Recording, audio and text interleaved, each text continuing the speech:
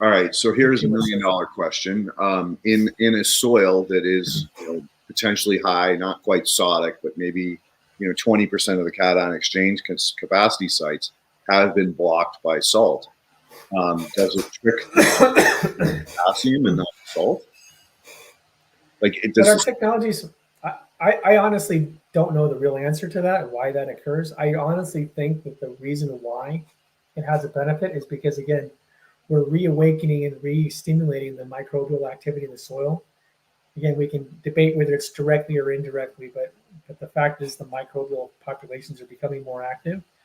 And I think that the microbial populations being more active start to break down the excess sodium in the soil and help flush it out so that they get flushed out into the waterways, etc. That's what I think is happening. And we have a few soil tests where we actually reduced the saline, the electrical conductivity, and the sodium concentration by about, I think it was 20 or 30%. It's pretty significant. So you pushed it, you flushed it, you actually, because I've had this debate with a number of people over the years about sodium. Microbes flushed it. Like I that's my theory. I don't really know why I don't understand exactly. I'm not an agronomist. I'm not a soil chemist. I don't really know the answer why it happened. I'm just theorizing that by improving the microbial activity, improving the plant health, and that photosynthetic process, that we're somehow allowing the microbes to sort of do their work and flush out those toxic imbalances. So again, whether it's flush out or prevent from uptake, that's kind of the question I'm trying to figure out. Is that is your product in a soil system that has a high sodium content, leaving the sodium on the cation exchange site and pulling up the potassium instead? In other words, in the leaf tissue or the sap, are you seeing a reduction in salt and an increase in potassium? Or is that something that you haven't really looked at yet? Well, we've looked at it, but I'm going to use a diplomatic answer and say we need to collect more data. I'm going to be a politician for a minute. Okay. We'll give you that. No problem.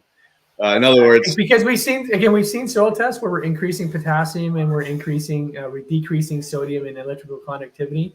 We've seen other soil tests where there's not a significant difference in those things, or there's marginal difference one way or the other. So it's, I'm the kind of guy that before I want to make a definitive claim like that, then I want to know from the inventor that that's what's happening. But B, I'd like to have 100 or 200 soil tests where I can get a broad, okay, this is the average of what we're really doing. Because anybody can produce a result here or there. It's when you start seeing consistent results that you can make more definitive conclusions. Right. Hence replication, why it's so important in science. But to back it up a little, when you saw those differences, was it a difference in organic and synthetic practices, or it didn't matter across both lines? When you those were conventional farms, they weren't organic farms, as far as I know. Okay. So, all right. That's significant right there. Because in the synthetic, you're always going to get salt buildup. Yeah, you can't get away from it. That's the delivery method for the fertilizer. So for you to get the increase in potassium and the decrease in sodium on the cation exchange, because cation sites, or in the sap, or in the leaf, that's a big win.